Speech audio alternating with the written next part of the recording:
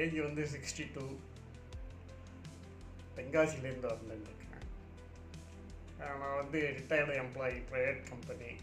நான் working as a Hindu temple priest. உங்களுக்கு சர்க்கரை வியாதி இல்லை பிளட் ப்ரெஷர் அந்த மாதிரி எதுவும் உடல் உபாதைகள் எதுவும் இருக்கா? அதை பற்றி கொஞ்சம் டீட்டெயிலாக சொல்ல முடியுமா? எவ்வளோ வருஷம், என்ன மருந்து எடுக்கிறீங்க? சர்க்கரை வியாதி உண்டு எனக்கு. நான் ஆல்ரெடி டேப்லெட் எடுத்துகிட்டு இருக்கேன். ஒரு 6 to 7 இயர்ஸ் முன்னாடியிலேருந்து இருக்கேன். அது இது எடுக்கிறதுனால கொஞ்சம் ஹெஸ்டேஜ் இருந்தது. இந்த பல்லுக்கு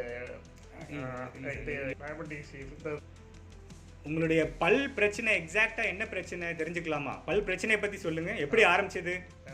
ஒரு 2011 நினைக்கிறேன். அந்த 11 வந்து ஃப்ரண்ட்டில் லோயரில் வந்து 2 பல் போயிருந்தது. அதுக்காக வந்தேன். நான் டாக்டர்கிட்ட பார்க்கும்போது இந்த 2 பல்லுக்கு எடுத்துகிட்டு ஆர்டிஃபிஷியலாக ஒரு ஃபிக்ஸ் பண்ணி கொடுத்தாங்க. அதுக்கப்புறம் வந்து 13 to 8 to 16க்குள்ளே வந்து ஃப்ரண்ட்டில் உள்ள லோயர் மேலே உள்ள பல்லுக்கு பூரா எல்லாம் போயிட்டு அதை எடுத்துகிட்டு தனியாக ஃபிக்ஸ் பண்ணி ஃபுல்லாகவே லோயர் கொடுத்தாங்க. அப்போவே ஒரு ஸ்டேஷன் இருந்து டயபெட்டிஸ்னால் போயிருக்குமோ என்னமோன்ற ஒரு டாக்டர் தான் வந்து தைரியம் கொடுத்து அடுத்த லெவலுக்கு போகலாம், ஒன்றும் பிரச்சனை இல்லை அப்படின்னு சொல்லி பண்ணாங்க.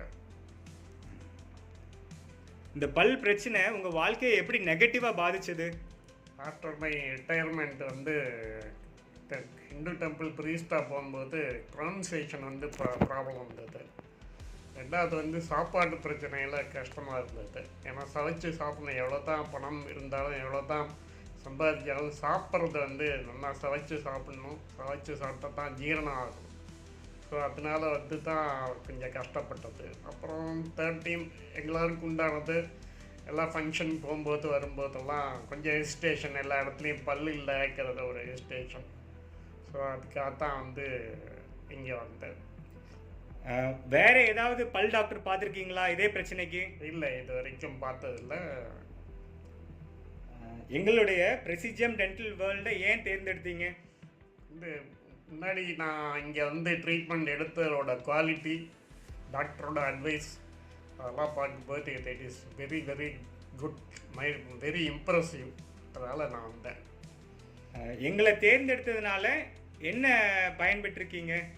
என்ன, இந்த இம்ப்ளான்டேஷன் வந்து ஃப்ரீயாக எனக்கு வந்து நல்லா அட்வைஸ் பண்ணி கரெக்டான ஏஜில் பண்ணணும். ஏஜை வந்து ஒரு பர்டிகுலர் கிடையாது அப்படின்னு சொல்லி டாக்டர் வந்து புரிய வச்சு எனக்கு ஒரு தைரியத்தை கொடுத்தாங்க. ஸோ அவருக்கு முதல்ல தேங்க்ஸ்.